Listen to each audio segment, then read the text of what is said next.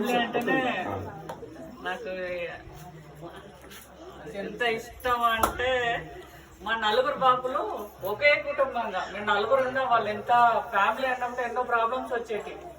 చిన్న ఉన్నప్పుడు నలుగురు అన్నదమ్ములు కలిసి ఉండి ఎవరిది వాళ్ళు ఉన్నా కానీ కొట్లాడుకునేది వాళ్ళే వాళ్ళు ఉంటాయి. కానీ మా పిల్లల్ని మాత్రం ఎవరు తక్కువ చేయలేదు.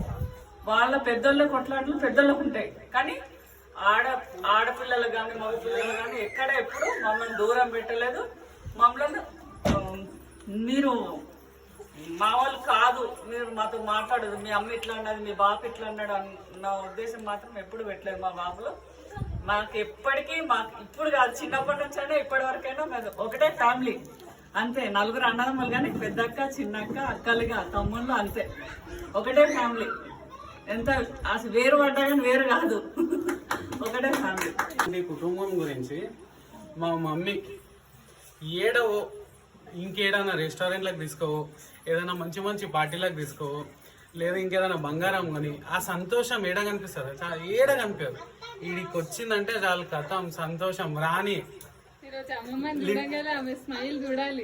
లిటరలీ రాని అవుతుంది. నేను చెప్తున్నా, మా పాప మా మమ్మీ మా ఇంట్లో మస్తు కష్టపడుతుంది. వీడికి వచ్చిందనుకో రాణి లెక్క వస్తుంటది, ఇదని చెప్తున్నా. వాళ్ళ చెల్లెళ్ళు తమ్ముళ్ళు ఆమెను పని చేయనియరు. అంటే ఆనందం ఏడొస్తుంది నా అనుకునే దగ్గరనే వస్తుంది. ఇంకొకటి, ఇందాక మమ్మ ఒక పాయింట్ అన్నది, ఇల్లు కొట్లాటలు కొట్టుకున్నా కానీ మమ్మల్ని ఎప్పుడు మీరు వేరు అనలేదు. నేను కూడా వీళ్ళు మేమున్నప్పుడు లొల్లిలైనాయి. కాకపోతే ఏంటి కానీ నాకు మంచి తిండి పెట్టిర్రు, అప్పాలు ఇచ్చిర్రు, చికెన్ చేసినప్పుడు పెట్టిర్రు, పిచ్చి మరి పెట్టిర్రు.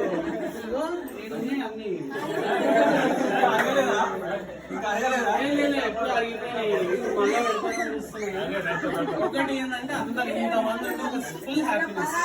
Thank you. పీపుల్ అంటూ కొందరు ఉంటారు కదా, సో ఒకసారి ఏమైతుందంటే నాకు భయం అయితే ఉంటది. అంటే ఏజ్ గ్రోస్ కొంతమంది మనతో ఉండలేరు, సో మన వాళ్ళకి బాగా ప్రియారిటీ ఇవ్వాలి.